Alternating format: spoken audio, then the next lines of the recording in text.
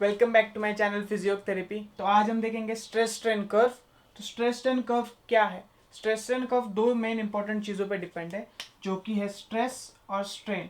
तो स्ट्रेस का डेफिनेशन क्या है? Stress is force upon area, इसका यूनिट आएगा न्यूटन पर मीटर स्क्वायर, और स्ट्रेन का आएगा एम, सिर्फ metre. That is strain is defined as change in length upon original length. That is if a tissue gets lengthen, a tissue has a length of 10 centimeter and it gets lengthen up to 14 centimeter, then change in length is 4 upon 10, that is strain is 0.4. Same.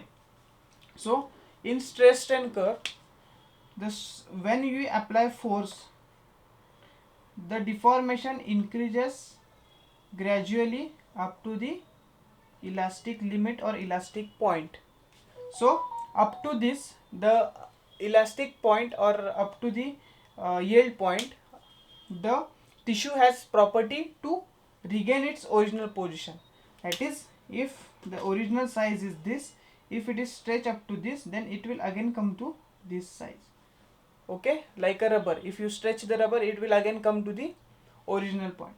But after the elastic limit, if you apply more load on the tissue, it will go on increasing up to the plastic region.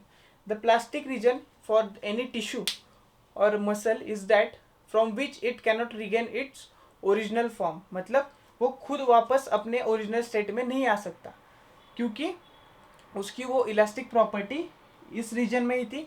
इसके बाद वो उसकी elastic property ख़त्म हो गई, तो इसके बाद वो जो जितना स्ट्रेच होगा वो उसी शेप में रहेगा। फिर उसके बाद प्लास्टिक रीजन के बाद एक पॉइंट आता है जिसे कहते हैं ब्रेक पॉइंट, और पॉइंट ऑफ फेल्यूर भी कहते हैं, जहाँ से इसके आगे आप कितना भी लोड लगा दो, यहाँ पे वो जो मसल है वो ब्रेक हो जाएगा, और ब्रेक होने के बाद वो सीधा नीचे गिर जाएगा, डिफॉर्मेशन ज़ीरो हो जाएगा। क्योंकि एक बार टिश्यू ब्रेक हो गया तो उसके बाद उसके ऊपर कितना भी आप स्ट्रेस या लोड लगा दो, वो कभी डिफॉर्म नहीं होगा। तो ये था अपना स्ट्रेस स्ट्रेन कर्व। तो इसमें किसी भी टिश्यू की अगर आपको स्टिफनेस जाननी, तो स्टिफनेस होती